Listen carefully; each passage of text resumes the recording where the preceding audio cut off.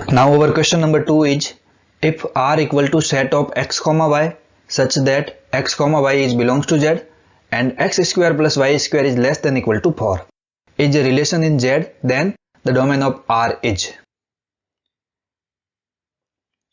यहाँ प्रश्न में हमें एक रिलेशन दे रखा है x comma y is belongs to z and x square plus y square is less than equal to 4 और हमसे पूछा गया है कि हमें इस R का डोमेन फाइंड करना है।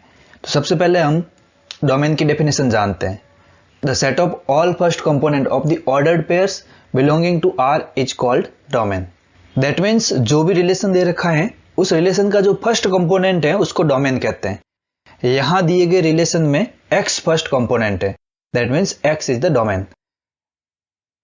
अब x की वैल्यू फाइंड करने के लिए हमें एक रिलेशन दिया है कि x comma y belongs to z है and x square plus y square is less than equal to 4 है। अब इस इनइक्वलिटी में हम दोनों तरफ x स्क्वायर को घटाते हैं, तो यहां तो x स्क्वायर से x स्क्वायर कट गया, तो अब हमारी इनइक्वलिटी हो गई y square is less than equal to 4 minus x square.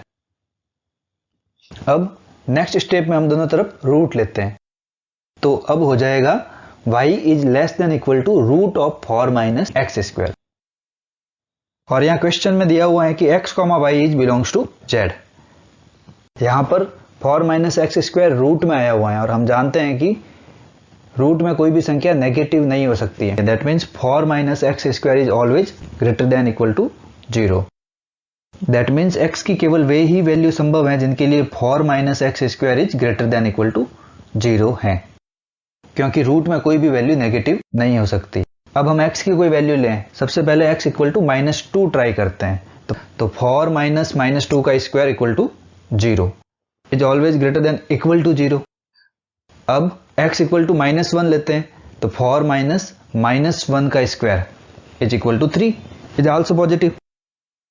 x equal to 0 पर 4 माइनस 0 का स्क्वायर इक्वल टू 4। अब x इक्वल टू 1 लेने पर 4 माइनस 1 का square equal to 3 and x equal to 2 लेने पर 4 माइनस 4 इक्वल टू 0। तो हम देखते हैं कि x की इन 5 वैल्यू के अलावा और कोई भी वैल्यू पर 4 माइनस एक्स स्क्वायर पॉजिटिव नहीं आ रहा है। That means it's domain is set of -2, -1, 0, 1 and 2। This is option B. और अगर इस रिलेशन को रोस्टर फॉर्म में लिखें तो ये रिलेशन कुछ इस प्रकार से दिखेगा।